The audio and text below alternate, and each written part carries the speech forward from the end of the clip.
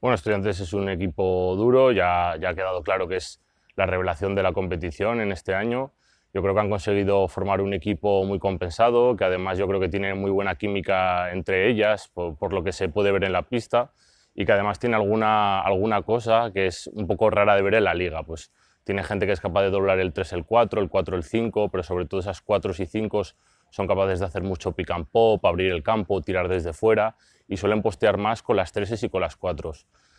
Además, bueno, tienen una base que domina muy bien el ritmo de juego, que intentan imponer siempre un ritmo muy alto. Entonces, bueno, vamos a tener que ser capaces de parar esos conceptos un poco diferentes que juegan y estar al nivel de dureza física que ellas ponen jugando. Entonces, bueno, con ganas de competir este próximo sábado y a ver si somos capaces de estar en este buen nivel que estamos ahora en las últimas semanas y poder confirmar así con una victoria este estado de forma.